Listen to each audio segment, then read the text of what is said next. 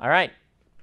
I just know, previous lecture we were talking about names and names for people and places. You Yes. said don't really worry about it. So I know like it doesn't really matter, but Right. do you have some sort of process for making up names? I thought I went over this. I've just forgotten. I use usually linguistic cues. I've taken some linguistics courses, and so I will build the linguistics, base linguistics of a region. For instance, I'll say, okay, I want to have lots of S sounds for what those names give. An S can be almost a sinister thing, but it's very smooth and whatnot. Or, I want to use lots of glottal stops and whatnot, which to us, usually means very kind of more of a blunt, straightforward culture because of the way it is in our world. And you'll notice the way we interact with English affects the way we view language. For instance, one thing to look at is English has two huge influences, Latinate and Germanic. And the Germanic sounds tend to be, and the Germanic words tend to be very more simple base words for us. For whatever reason, I'm sure the linguist can dig deep into this. And then we'll usually have a Latinate version that is more ornate and flowery. And this might be because of the whole Normans thing, where they came in and they were the upper class, and so the Latinate language, the French-based language, was what the upper crust used, and so they had all their words for it. And then the Germanic influence was of the people. Is that what you were going to say? Is probably that from back in the 1300s. But for whatever reason, you will have the Germanic way of saying something be give up, and then the French, the Latinate way being to retreat. And one has a certain sense to us, and one doesn't. A lot of our words, and I'll get some of these wrong, but a lot of our Germanic words are things like food and work and all of these words. There's a good chance if it's a short word that means something very concrete, it's Germanic in our language, and if it's a concept, it's usually Latinate. And so you can build on that with the sounds you use in order to build your cultures. That's one of the things. And so linguistic tropes. Usually I like to pick either a region of our world that I'm basing off of, and it depends on how translucent I want to be. For instance, in Mistborn, I intentionally built an Earth analog, meaning I wanted the culture and the technology to have happened in basically Earth-style ways.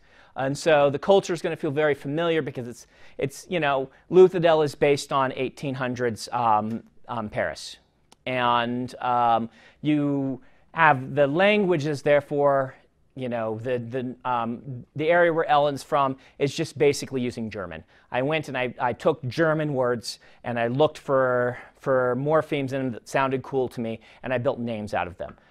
Because of that, a lot of the names for people from that region are actually words in German. Stroff, Ellen's father, is a German word. So is Elend, I found out later on. Whereas, the central dominance is French, and so you have names like Vin and Demeaux and Renault and Kelsier and things like this. And so that's, and then there's Spanish out the other way. And that was just because it was an Earth analog. For Way of Kings, I was not using an Earth analog for most of my cultures, and so instead I was building interesting linguistic concepts. And so I built a lot of the names to be palindromes because of symmetry being holy. In Warbreaker, I did this with something different. I just felt like I liked the idea of repeated consonant sounds. It was interesting. It's a fun linguistic thing, and so you end up with Sesebron and Vivina and Caesarina and things like that as the names where they use the repeated consonant sounds, just so there's something tying them all together.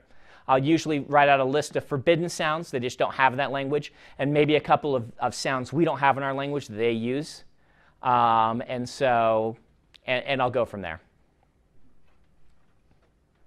But using Earth analogs, I do it a lot because it allows us to reference what's some of the built-in things from our world. So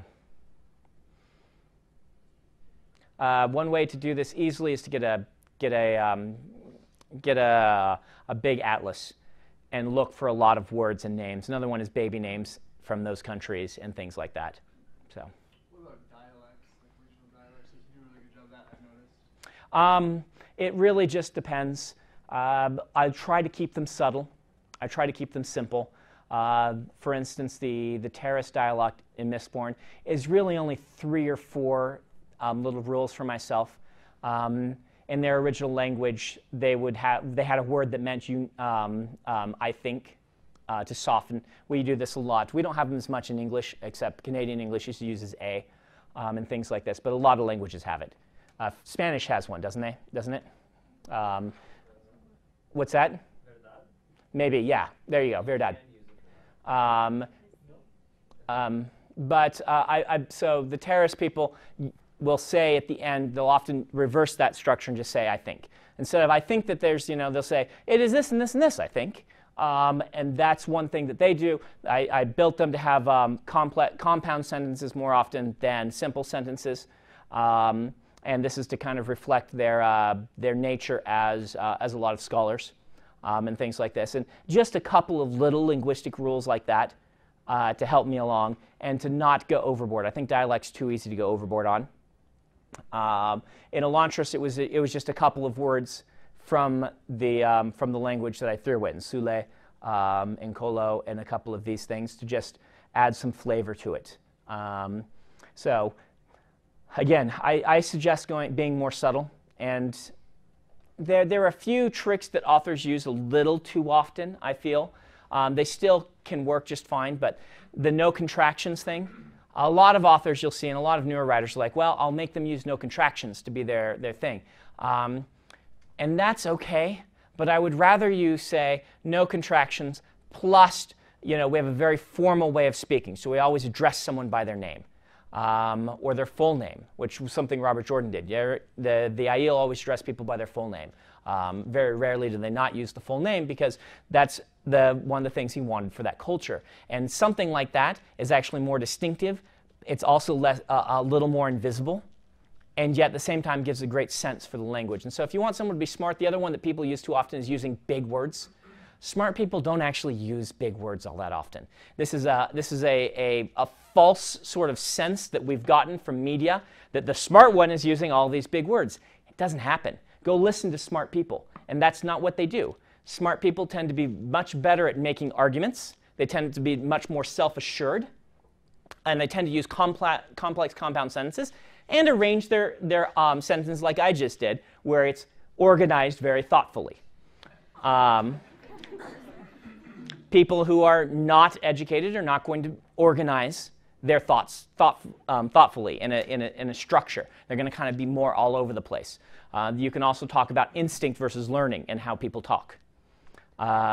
Whether they're talking about their gut or whether they're referencing something they know because they know somebody who talked about this once and things like that. That is how intelligent people talk. Listen to how your professors talk. Listen to how your friends talk, because we are all educated. And that's what we're really talking about, is someone who's educated. The other thing that really intelligent people do, if they're hyper intelligent in our society, if you talk to them, pop culture references are just, the way they talk is back and forth really fast, referencing obscure things. They don't use big words. They reference an episode of The Simpsons that they know another hyper-intelligent person will know and laugh at, and everyone else will be like, what? Or they'll make a really, really witty pun that'll make them smile. This is what it was like hanging out with Ken Jennings, my roommate. You guys know that, right? Yeah, my roommate. When I lived with Ken and his brother Nathan and our pal Earl, those three were all on College Bowl together.